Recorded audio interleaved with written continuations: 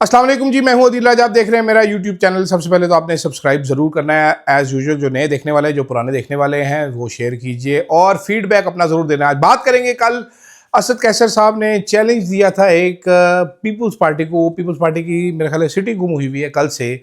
क्या करते हैं क्या नहीं करते, उस पर बात करेंगे। साथ साथ जनाब, सुप्रीम कोर्ट में इख्तलाफात, बड़ा एक इख्तलाफी नोट आया था कल, उस पर भी थोड़ी बहुत बात करेंगे। कश्मीरी क़यादत के साथ क्या होने जा रहा है, उस पर बात करेंगे। और इमरान खान की कैद तन्हाई बल्कि शुरू यहाँ से करेंगे। इमरान खान ने कल अपनी बहनों को बताया कि मुझे बता दिया गया है कि मुझे आइसोलेशन में डाल दिया जाएगा। जीता जागता इंसान हो, बातचीत करता इंसान हो, उसको तन्हाई में डाला जाए, उसको कैद तन्हाई में डाल दिया जाए। इससे बड़ा टॉर्चर हो नहीं सकता। इमरान खान का मैंने आपको पहले बताया था कि वो मुसलसल तन्हाई में रहने की वजह से कानों में उनकी सीटियाँ बजती है। टिनाइटस उस बीमारी को बोलते हैं। बंदे को बहुत सारे नफसियाती मसाइल हो जाते हैं। ये जावेद हाशमी साहब ठीक ही कहते हैं कि इमरान खान जैसा तगड़ा आदमी ही है जो इस तरह की जेल काट रहा है। पाकिस्तान में सियासतदानों को वरना बेहतर जेल दी जाती है, बहुत अच्छी जेल दी जाती है, लेकिन यहाँ पर बड़ी घटिया तरीन जेल दी गई। इमरान खान को मज़ीद आइसोलेट करने का मकसद ये है कि पार्टी में जो इस टाइम पे तजादात हैं, जो लड़ाइयाँ हैं, जो सीरियस किस्म की लड़ाइयाँ, उनको मज़ीद हवा दी जाए। मिसाल के तौर पे जुनैद अकबर साहब वो लगे हुए हैं रोला डालने के लिए गंडापुर के खिलाफ। ठीक है, कल उन्होंने जो सवालात उठाए कि भाई जो जेलों में रह के उनको नौकरियां भी नहीं दे सकते, हम इतना मत डरो, हिम्मत करो। उन्होंने वजीर आला का जो तर्जुमान है उसको ब्लेम किया है बहुत सारी चीज़ों के लिए।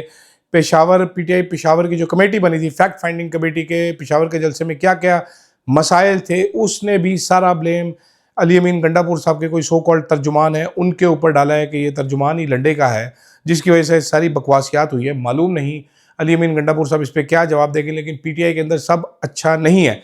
दूसरी जानिब इमरान खान ने आज ये भी कह दिया कि ज़ीशान साहब जो हैं उनको टिकट दिया जाएगा। खुर्रम ज़ीशान को सेनेट का शिबली फराज की जगह पे एक बड़ा मसला होगा। खुर्रम ज़ीशान साहब ओपनली एंटी एस्टेब्लिशमेंट है, आसिम मुनीर का नाम ले लेके तनकीद करते हैं। गंडापुर साहब ये कैसे बर्दाश्त करेंगे? गंडापुर साहब के दिल पे चक्कू चल सकते हैं। तो अब इमरान खान के इस इंतखाब को तब्दील करने की कोशिश की जाएगी, क्योंकि इलेक्शन कमीशन बेताब है वहाँ पर सिविल फराज की सीट खाली करवा के वहाँ पर इलेक्शन करवाने के लिए। मालूम नहीं कि कब होता है ये इलेक्शन, होता भी है कि रुकता है बीच में। अगर नॉमिनेट तहरीक इंसाफ ने खुर्रम ज़ीशान को किया, अगले चंद दिन में जो सियासी कमेटी का इजलास होगा वहाँ से पता चल जाएगा, पता चल जाएगा कि खुर्रम ज़ीशान को नॉमिनेट हो गए या गंडापुर साहब इनको रोकने की, इसकी नॉमिनेशन रोकने की कोशिश करेंगे। Yours truly will be able to tell you. लेकिन असद कैसर के चैलेंज ने जो है वो कम से कम तरीके पीपल्स पार्टी के गुब्बारे से हवा निकाल कर रख दी है कि आओ अदम एतमाद लेकर। मेरा नहीं ख्याल पीपल्स पार्टी के तिलों में इतना तेल है कि पीपल्स पार्टी अदम एतमाद ले आई है, लेके आने की कोशिश भी करे।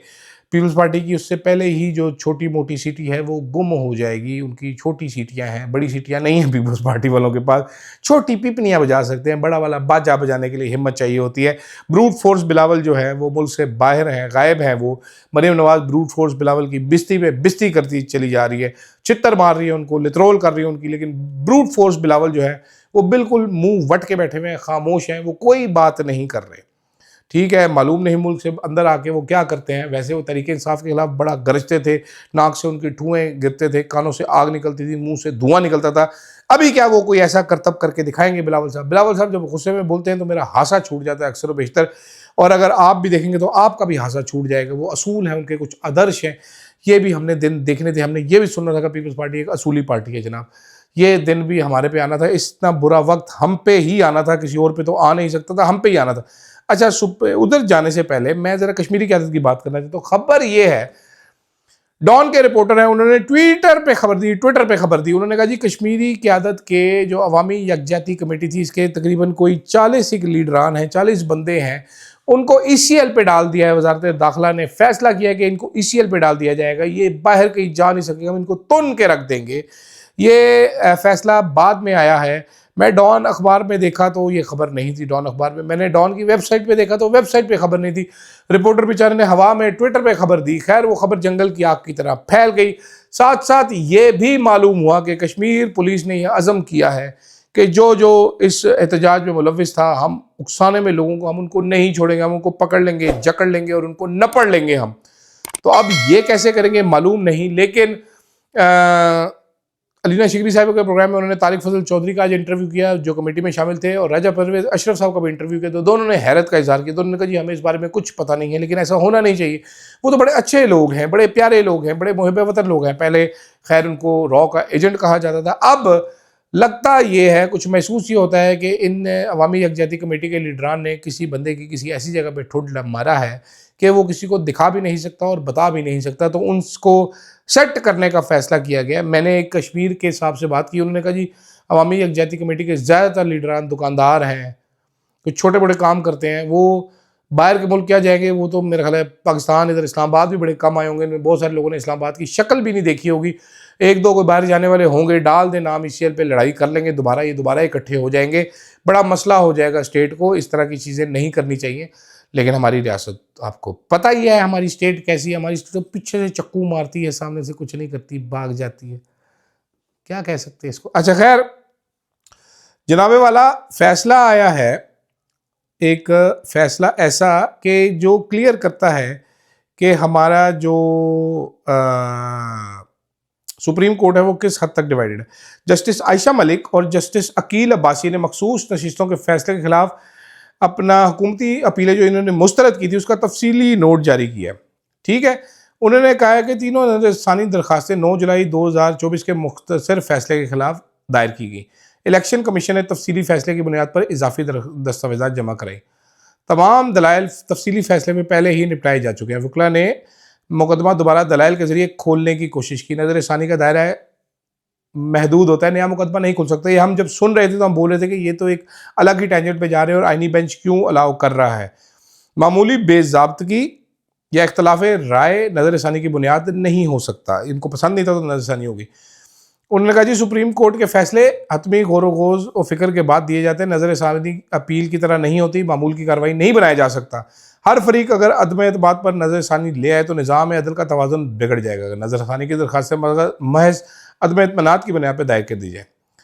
वो कह रहे हैं जी मौजूदा दरखास्तों में कोई ठोस वजह नहीं बताएगी। नून लीग और पीपल्स पार्टी ने तफसीली फैसले पर कोई मखसूस एतराज़ नहीं किया। नून दरखास्तें 13 जुलाई को दायर हुई, जबकि तफसीली फैसला 22 सितंबर को जारी हुआ। तवील वक्फे के बावजूद कोई नया मौक़िफ़ पेश नहीं किया जा सकता। उन्होंने बेंच की तश्कील को भी असूलों के मुनाफी करार दिया। जब असल मुकदमा 13 रुकनी था तो इनमें से 5 जजेस मौजूदा बेंच में शामिल नहीं थे। ना होने वाले जजेस में फैसले के मुनसिफ जजेस भी शामिल थे। बेंच की तब्दीली आइन के आर्टिकल 191A के तहत की गई।